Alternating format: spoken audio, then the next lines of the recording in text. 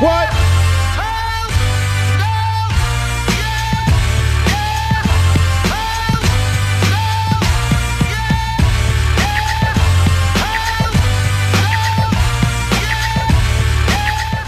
Well, Coach, we're about a month into the season, and you've already had maybe a season's worth of highs and lows so far. Yeah, it's been full of excitement. I think that these guys are really, in a mindset now that this team is really capable of, having a great season. We just got to figure out, how it's going to happen. And I think that along the way so far, there's been a lot of kind of amazing games, amazing plays, amazing individual efforts too. So last week was, I think that we ended on a win is always kind of difficult to say. Maybe it was a little bit disappointing, but with the home loss and a road win, I think you take the positives from that and then look forward to what's next. The home loss to Utah found you guys having to dig out of a hole for a lot of the night, at least to start. Yeah, it was interesting. We had a hard time scoring to start the game, and I think their physical size and their length, maybe had something to do with that. But we finally settled in, and we got a few turnovers, a few defensive rebounds, and we were able to score in transition and get a nice little lead at the end of the half there. And then they hit a couple free throws to cut the lead down. I think it was a 1-point lead at halftime, and then the second half kind of started the same way the first half started, where we were just we were aggressive and we were we played on attack, but we weren't real successful, and got ourselves down again, and then played the majority of that second half from behind, just trying to to find a way that we could attack them and consistently, and they're really deep. I think that their bench is really experienced at certain positions, and they came in and they just did a good job and got a big win. Battled back, gave yourself a chance to, I think you had to tie the game in the final minute there. Yeah, we got lucky. They missed a few free throws and gave us some extra chances, but it just didn't happen for us. And as enthusiastic and as great as our crowd was, they gave us every opportunity to take advantage of that. And our guys left everything out there. It's not that there was an effort issue. Everything was out there, and it just wasn't our night. Then you had to flip around and go into another road venue, an in-state venue, and play Weber State, which is a really good home team historically. And that's there's certain things that I think coaches will always appreciate about their teams that maybe fans and administrators and others on the outside don't really see. But that's a tough locker room.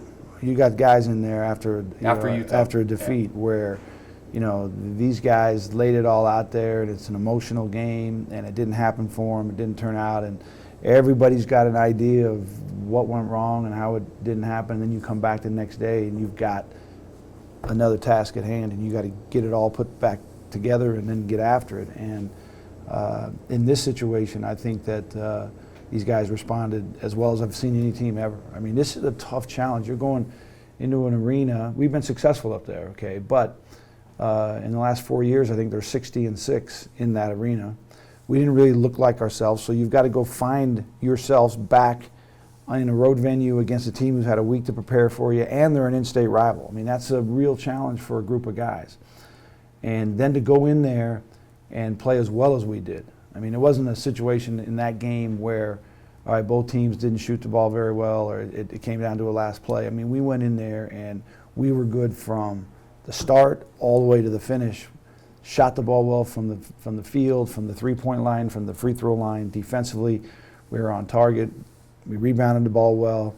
And, I mean, I was just really happy for our guys and the feel of that team and that locker room as we had that challenge and we met the challenge. And the way he played, I think you made the comment post-game as well, Tyler Haws was going to make sure you guys played well and won that game. He did a tremendous job. From the very beginning, if you'd see the first couple possessions, and there was kind of a 50-50 ball between he and Bowling Boy, and Ty's he's an aggressive, emotional player, but he had a little extra on that, trying to rip that thing away. I think it was called a jump ball, and we got it because of the possession arrow. But that's great leadership from a senior, and and you throw in that equation, the fact that Nate doesn't play, and Right. he's a guy that's started over 50, 60 games for us, and we replace him with basically a first-year freshman, and well, he's a second-year freshman because he played the second half of last year, but in practice. But this is his rookie year, and he's starting his first big game on a road in a in-state rivalry. And Isaac played great in that spot. So a lot of really good things to look at. I think that the one thing about sports athletics is that you tend to always want to say what if, what happens, maybe this, maybe that. But the best part about a December game and December issues is that you have more games and you just kind of prepare and just move forward. At Weber State, after the game, did you do a little what if Ty had been out of the game at that point before you got hurt? I never brought that. It never came to my mind until I had people ask me about it afterwards. An 18-point lead with 4 minutes left. I mean, on the road, to me, that's you're still in it. It's still a game, and you're still trying to figure out how you're going to close that game out. And Ty is one of the best closers that we've had, and you don't really think about what's going to happen, and you just play. And the fact that he did come down on the foot and he twisted that ankle, and it's turned out to be for Ty one of his worst ankle sprains in his career. But he's 100% convinced that he's going to get this thing back and get rolling. So that's where we all are right now. I've been asked by a lot of people, and I responded to a text that I hope he was back. The text was, will you have him back for Gonzaga? And my response, I'm not a real big texter or whatever, but I sure hope he's back for Gonzaga. And I kind of got maybe quoted a little bit that that's when I think he's going to be back. That it wouldn't happen until then. I do know that I'm not. My wife does accuse me of thinking that I went to medical school because I have a lot of prognosis for a lot of different ailments, but in reality, I don't know anything about how guys return, how fast it is. And Nate originally was a 2-week thing, and it's been 6 days, and he's still walking with a limp, so that's not going to be 2 weeks. And so we'll just see. I mean, these kids all respond differently, and to injuries. And I know with Ty and with Nate that those guys will all be as diligent as anybody to try to get themselves back as quick as possible. With Ty, is it too much to hope for Stanford or even UMass? Is really the Gonzaga game the most reasonable thing? Well, I know that Ty's hoping for that. I mean, I've had long conversations with him, and that's what he's hoping for, and we'll just have to see. And the X-rays were negative. The MRI, showed the damage and where it is, and now everybody just is going to tackle that thing. And the one thing that is good is that the doctors have given clearance to be as aggressive as he possibly can stand in his rehab, and so that's a good sign, and we'll see how he responds to that. If he's out for a bit, it's Chase and Ants and Skyler and these guys. I mean, that's about 23, 24 points a game. Yeah, and there's a group of guys that are ready to take that challenge. I think that the same thing happens in Ty's situation that happened in Nate, as far as there's going to be another guy that gets a chance. In this deal, it'll probably be Jake. Jake Toulson will probably be a guy who's played well for us, but we just haven't been able to find a lot of minutes for him. That he'll find a way on the court and get an opportunity to get some real experience, just like Isaac did and just like Dalton did with Nate's injury. And so that's how we'll respond, and that's how we'll look forward to it and see what happens. And